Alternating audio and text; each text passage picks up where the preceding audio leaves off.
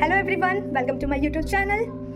Today we learn the types of muscle contraction according to biomechanics. Okay, so there are three type of muscle contraction: isometric, isotonic and isokinetic. और ये सब अपने नाम से ही clear हो जाएगा कि वो मसल किस तरह से कॉन्ट्रैक्ट करता है, मतलब उसका क्या रोल है वो मैं बताऊंगी आपको. The first one is isometric. Iso means same and metric means measurement.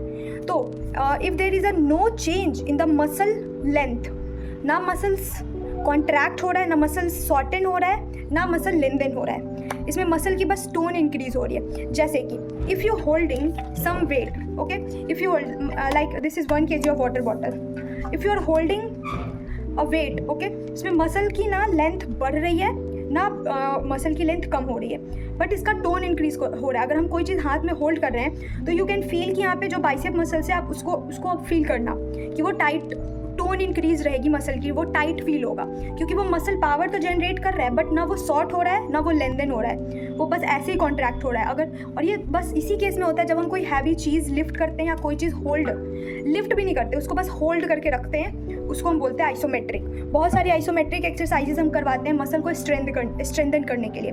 Then उसके बाद हमारे पास आइसोटोनिक. दूसरा, आइसोटोनिक के अंदर दो सब डिवीजन है, एक है कॉन्सेंट्रिक, दूसरा है इसेंट्रिक.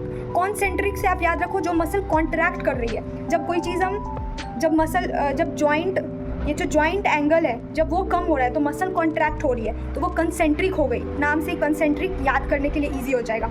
देन उसके बाद इसेंट्रिक, जिसमें मसल की लेंथनिंग हो रही है, जब हम जॉइंट एंगल जब इंक्रीज होता है, लाइक ये जॉइंट एंगल कम हो रहा है इन दोनों के बीच में, ये जो एल्बो जॉइंट है वहाँ पे जब जॉइंट एंगल इंक्रीज होगा तो वो हम बोलेंगे उसको इसेंट्रिक, क्योंकि यहाँ पे मसल जो है वो लेंथनिंग हो रही है मसल की. और कॉन्सेंट्रिक हम तब बोलेंगे जब मसल की शॉर्टनिंग हो रही होगी, तब हम उसको कॉन्सेंट्रिक बोलेंगे. देन उसके बाद है हमारे पास आइसोकाइनेटिक. अब आइसोकाइनेटिक देखो इसके नाम से क्लियर है कि आइसो मीन सेम और kinetic related to something movement. तो जब अगर हम कोई मूवमेंट कर रहे हैं और through out the range of motion, अगर हमारा मेजरमेंट मतलब मूवमेंट जो मूवमेंट की वेलोसिटी है, स्पीड, अगर वो सेम रहेगी through out the range of motion, फिर हम उसको बोलेंगे कि वो है आइसोकाइनेटिक.